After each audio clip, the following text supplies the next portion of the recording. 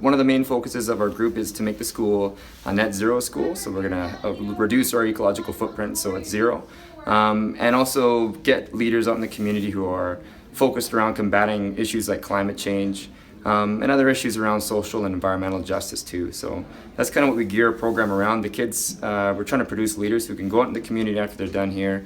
They can go into the school, they can start discussions, and they can lead action to promote positive change in our city here. We've been lucky to partner up with the McDowell Research Group here in the city and with the Sask Public Foundation. They've given us some money to support us for our solar panel campaign. The kids selected the campaigns on basically what they wanted to see a difference in the school, and with the solar panels going up, they were attracted to that. So one group went with that, and another group noticed just how much waste was going on in our school. There's not enough recycling bins, and this is a problem throughout many public systems and private systems throughout North America. So that's something they wanted to address. And so yeah, I didn't make them do anything. They just took the topics and ran with them. So yeah, they've done a really good job of initiating these things. And there's also a research project they do throughout the whole year. So there's two or three students attached to each one, and basically they pick an environmental problem that they want to address, and they spend all year researching it. They go and meet people in the fields at the university up north, visit reserves, but they do water testing to see. One of the projects is around husky oil, so they're just getting out into the field and doing more hands-on experiential learning that way, and I think that's the best way you can do, and it makes the teacher's job easy. I just give them the tools to do whatever, and they go out and do it. So, and I think that promotes just great initiative taking on their part too. Me personally, I didn't know a lot of the facts and the seriousness of the issue, so I'm hoping that we can tell our peers and friends and everybody how the issue is and what we have to do to try and fix it. Well, it's just kind of like getting everyone in the school involved and like trying to help the world kind of like reduce our carbon footprint.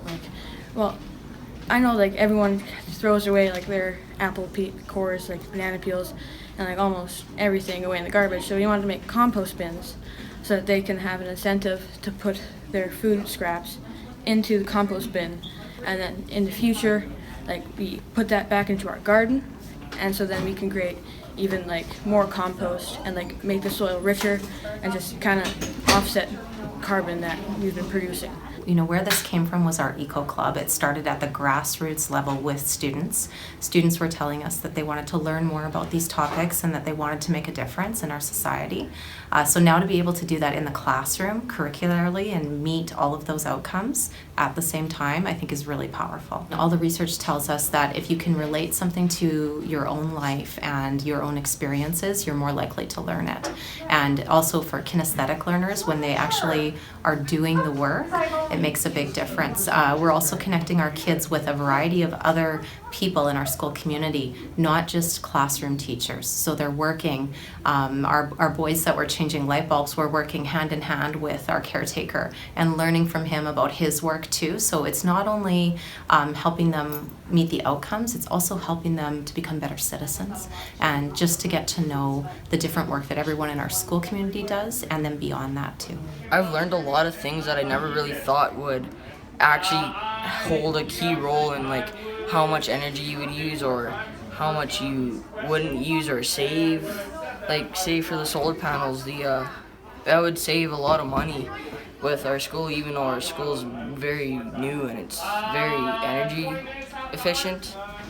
I think it's good because with Tommy Douglas doing the solar energy, I think that lots of the other schools will catch on and realize how money efficient it is and how like it saves a lot of money. I think it's like really fun and it's really good for like all the young students to learn, and of course older students as well, because the environment and the earth has like a big impact on our lives, and we want to try our best to keep it like safe and as well as it can work. Climate change is the biggest issue that these kids are going to face in their lifetime. The science is overwhelmingly telling them this, so they have to be equipped with these tools.